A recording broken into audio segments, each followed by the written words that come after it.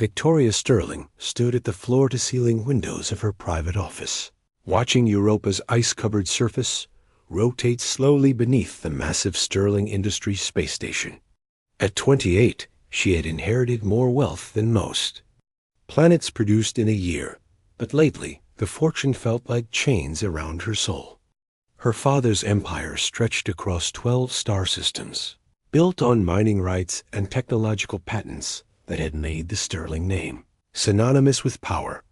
The soft chime of her communication panel interrupted her thoughts. Her assistant's voice echoed through the pristine office. "Miss Sterling, Mr. Dante Ashworth has arrived for the merger discussions." Victoria smoothed her silk dress and checked her reflection in the polished metal surface of her desk. The merger with Ashworth Dynamics would create the largest private corporation in human space, but she had requested this meeting for reasons that went beyond business. Dante Ashworth intrigued her in ways that quarterly reports never could. The office doors slid open. Victoria felt her breath catch. Dante entered with the confident stride of someone who had built his own empire from nothing. His dark hair was slightly tousled from the shuttle ride, and his eyes held an intensity that made her pulse quicken. Unlike the polished politicians and corporate heirs she usually dealt with, Dante carried himself like someone who had earned every credit in his accounts. "Victoria," he said, extending his hand. The moment their fingers touched, she felt an electric current that had nothing to do with the station's artificial atmosphere. "Thank you for agreeing to meet here. I know Europa Station isn't exactly convenient for most business dealings." "Please, call me Torai," she replied, gesturing toward the seating area where a holographic display waited with merger documents. "And actually, I prefer conducting sensitive business away from Earth's prying eyes. There are fewer complications out here." As they settled into the plush chairs, Dante's gaze swept across the luxurious office. "I have to admit, I'm curious. Why someone with your resources wants to merge with a company like mine? Ashworth Dynamics is successful, but we're hardly in your league financially." Victoria studied his face, noting the genuine puzzlement in his expression. Most people who sought meetings with her came with transparent agendas written across their features. Dante seemed different, more authentic. "Your company specializes in humanitarian technology.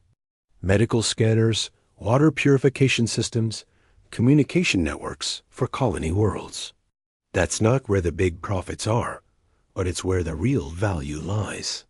"Spoken like someone who's never had to worry about making payroll," Dante said, with a slight smile that took the sting out of his words. "You'd be surprised," Victoria replied. "Having money and feeling fulfilled by how you earn it are very different things.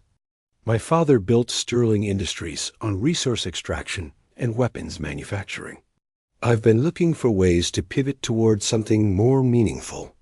Their conversation was interrupted by a soft vibration that seemed to come from the station's hull itself.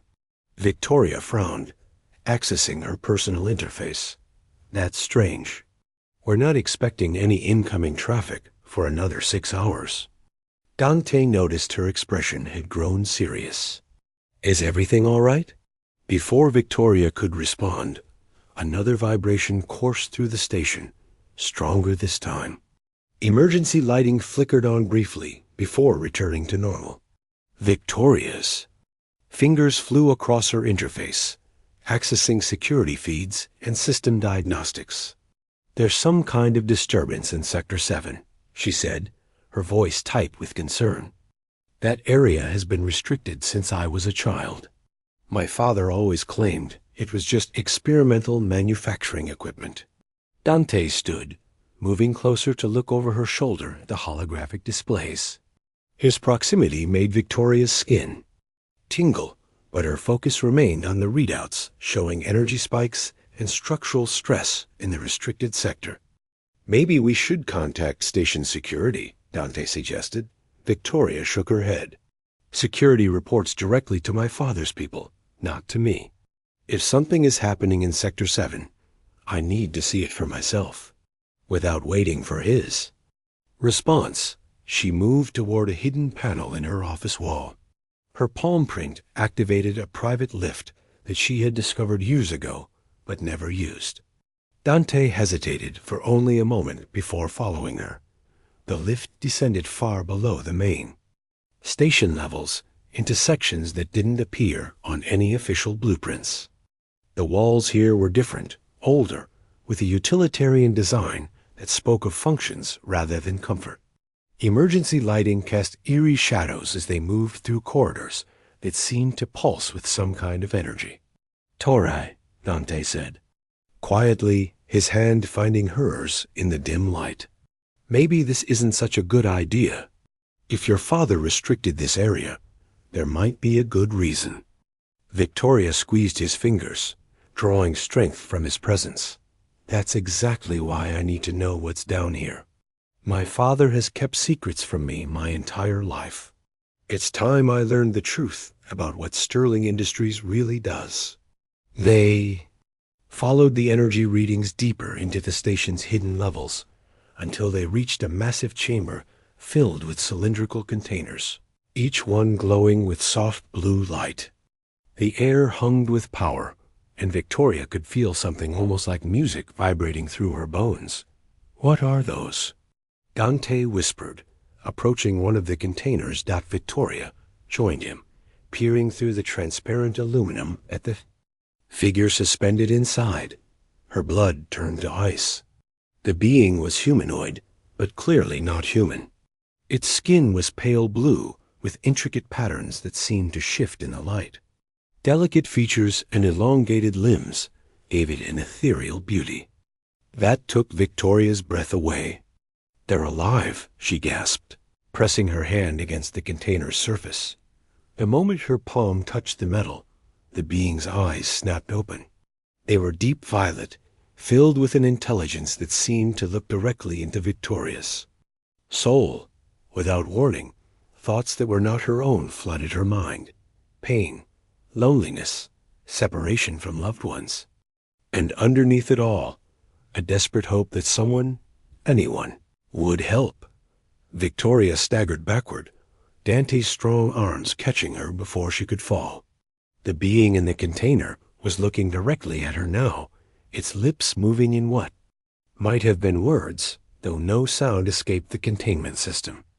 "We have to get them out of here," Victoria said, her voice shaking with emotion and determination. "Torai, we don't know what they are, or why they're here," Dante said, though his own expression showed he was struggling with the same moral conflict. "Know enough," Victoria replied, moving to the container's control panel.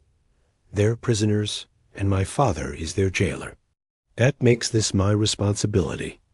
As she began working on the containment system's controls, more of the beings in nearby containers began to stir, their eyes opening to focus on the two humans who represented their first hope of freedom. In countless cycles of captivity, neither Victoria nor Dante noticed the security sensors tracking their every movement, or the alert signals being transmitted to the station's command center. They were too focused on the profound moment of connection between species, and the growing realization that their own connection was deepening with every shared heartbeat in the face of moral crisis that would define both their futures. The containers. Locks began to disengage with a soft hissing sound, and Victoria Sterling, billionaire heiress, made the choice that would change not just her life, but the fate of two worlds. The containment unit opened with a rush of cool vapor that carried an otherworldly scent, like ozone mixed with flowering vines. The being inside took its first free breath in what Victoria somehow sensed had been years, its chest rising and falling in a rhythm that seemed almost musical. When it stepped out on unsteady legs, Victoria instinctively reached out to offer support. The moment their hands touched, the mental connection strengthened. Images flowed between them, and Victoria saw flashes of a beautiful world with crystal cities and forests that sang in harmonious frequencies. She also felt the being's name in her mind like a gentle melody, Kythara. My name is Victoria, she said aloud, hoping Kythara could understand. And this is Dante. We want to help you. Kythara's violet eyes studied both humans with an intensity that made Victoria feel as though her very soul was being examined. When Kythara finally spoke, the words came not through sound, but directly into their minds, accompanied by emotions that made the meaning unmistakable. Victoria Sterling, Dante Ashworth, your hearts sing with truth, but danger surrounds us like storm clouds. Others of my kind are trapped here, including my bonded one, Nexus. Dante moved closer to Victoria, his businessman's mind clearly struggling to process the telepathic communication. This is incredible, he whispered. But if there are more of them, and if someone discovers we freed this one, then we free them all, Victoria said with a determination that surprised even her. Kythara, can you show us where the others are being held? Images flooded their minds. A deeper level of the station where larger beings were contained in more heavily secured chambers. Victoria recognized the layout from her father's restricted blueprints, areas she had always been forbidden to access. As they moved through the hidden corridors, Kythara walking between them with growing strength, Victoria found herself stealing glances at Dante. A crisis had stripped away their formal business relationship, revealing someone whose moral compass aligned perfectly with her own. When he caught her looking, the warmth in his eyes made her pulse quicken, despite their dangerous circumstances. I have to ask, Dante said quietly as they navigated another junction. Why is your father holding these beings prisoner? What could he possibly gain from this? Kythara responded before Victoria could speculate. Your father seeks the secret of our neural resonance technology. Our people can link minds across vast distances, sharing knowledge and emotions instantly. He believes this ability can be extracted and replicated. Victoria felt sick. Her father's empire had always pushed ethical boundaries, but this was beyond anything she had imagined. How long have you been here? 7 rotations of your world around its star, came the reply, heavy with sadness. We came seeking trade and friendship. Instead, we found cages. They reached the deeper containment level, where larger chambers held beings similar to Kythara, but with broader shoulders and more pronounced features. One in particular caught Victoria's attention, a magnificent being whose presence seemed to radiate strength and wisdom even through the containment field. Nexus, Kythara whispered, rushing toward the chamber. The larger being's eyes opened at Kythara's approach, and Victoria felt the wave of pure love and relief that passed between them. It was more intense than any human emotion she had ever experienced, a connection that transcended physical attraction and touched something deeper. That's what bonding means to them, she said in wonder. Watching their reunion, Dante stepped beside her, his hand finding hers. It's beautiful, he said, and Victoria heard something in his voice that made her look at him more carefully. The way he was watching her, not just the aliens, suggested his thoughts were running parallel to her own. As Victoria worked on Nexus's containment system, alarms began blaring throughout the station. Red emergency lights bathed the corridors in an ominous glow, and automated voices announced a security breach in Sector 7. We need to move fast, Dante said, helping Victoria with the complex lock mechanisms. Your father's security team will be here soon. Nexus emerged from containment with the fluid grace of a born warrior, immediately moving to embrace Kythara in a reunion that made Victoria's eyes well with tears. The love between them was so pure and complete that it made her acutely aware of the emptiness in her own life. There are 12 others, Nexus communicated to the group, but the security forces approach. We must choose between freeing all or ensuring some escape. Victoria looked at the remaining containers, then at Dante, seeing her own conflict reflected in his eyes. The practical choice was clear, but neither of them seemed capable of abandoning innocence to imprisonment.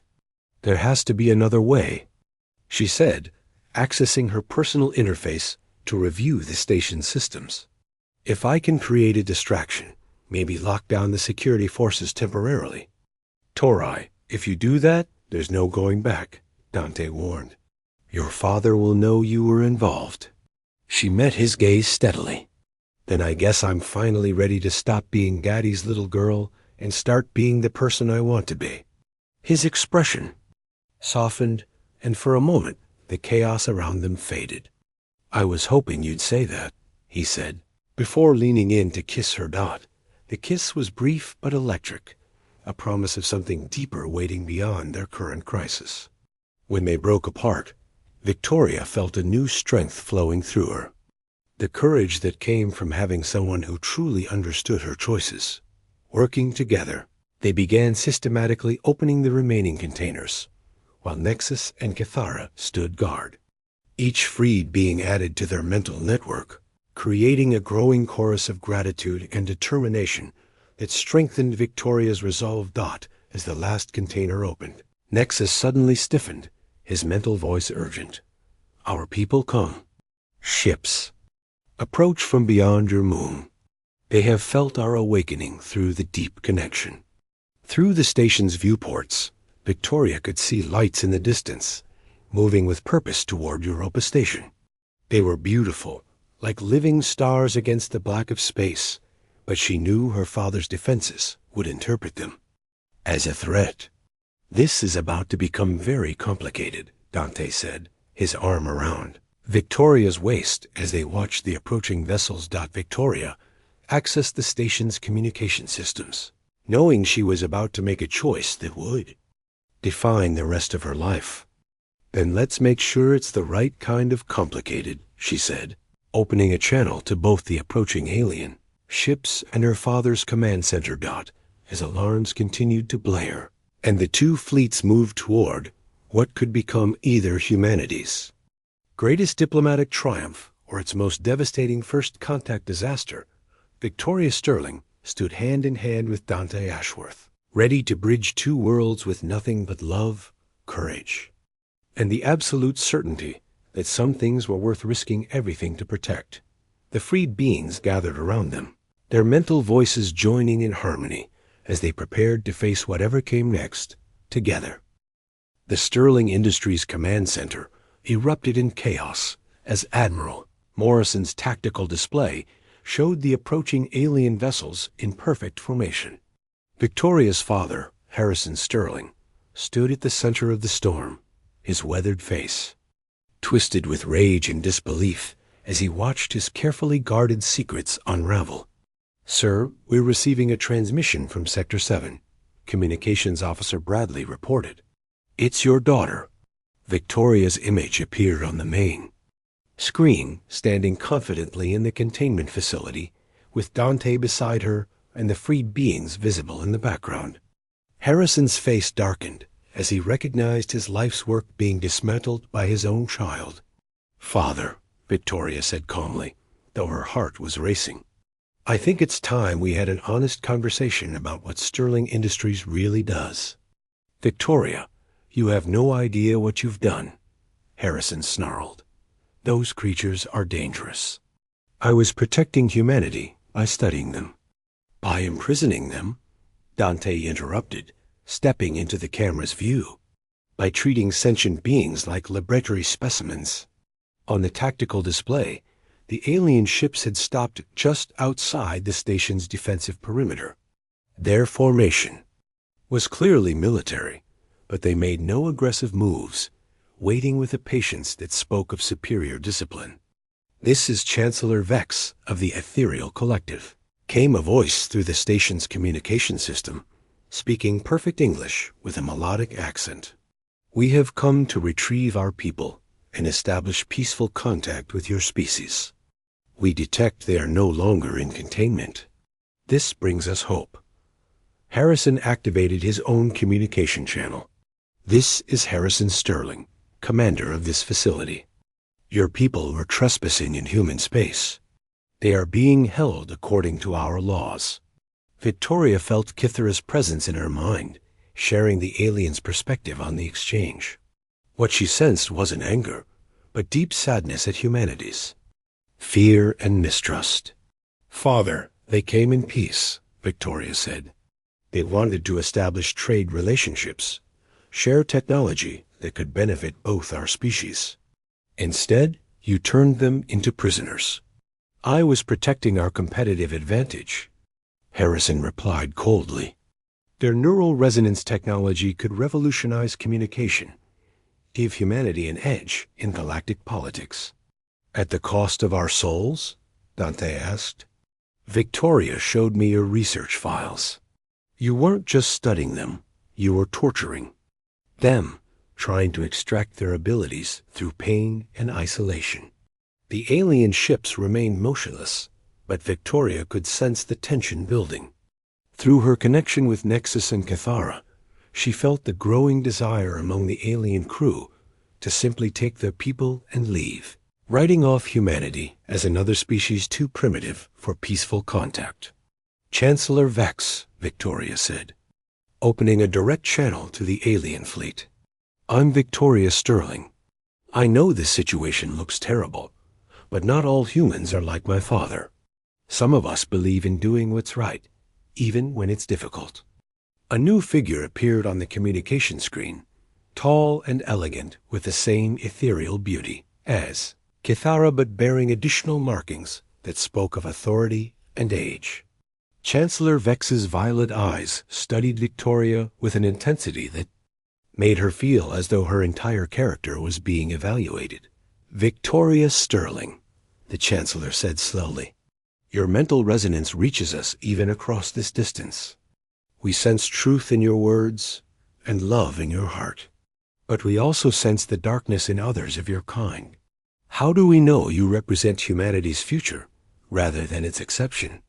Dante stepped forward, taking Victoria's hand. "Because you're not just dealing with individuals anymore. Victoria and I were going to merge our companies, our resources, our influence. Together, we can offer humanity a different path forward. A path built on partnership instead of exploitation," Victoria added, "on understanding instead of fear." Harrison Sterling's voice cut through their words like a blade. "Enough of this idealistic nonsense. Security teams, move to Sector 7 immediately. Arrest all personnel involved in this breach." "Belay that order," came another voice from the command center. Victoria's eyes widened as she recognized her uncle, Marcus Sterling, Harrison's younger brother, and the company's chief financial officer. "Marcus, what are you doing?" Harrison demanded. "Preventing you from starting an interstellar war," Marcus replied calmly. "I've been monitoring the situation, and I've also been reviewing the financial implications of your little research project. Do you have any idea how much it's cost us to maintain this facility? How many legitimate opportunities we've missed while you've been playing mad scientist?" On the tactical display, more ships were appearing, human vessels responding to the alien presence. The situation was rapidly spiraling toward a confrontation that could end in disaster for both species. "Chancellor Vex," Victoria said urgently, "give us a chance to prove that humanity can change. Let us arrange a formal first contact ceremony with representatives from both sides. Dante and I can guarantee safe passage for your diplomatic team." "And what guarantee do we have of your authority?" the Chancellor asked. Victoria looked at Dante, seeing her own determination reflected in his eyes. "Because as of right now, Ashworth Dynamics and Sterling Industries are merging under new leadership. My father's methods end today." "You can't do this, Harrison." Raged, "The board will never approve such a reckless decision." "Actually, they already have," Marcus said with a slight smile. "I called an emergency session an hour ago." Amazing how quickly minds change when presented with evidence of war crimes and the potential for peaceful alien contact. Victoria now controls a controlling interest in Sterling Industries.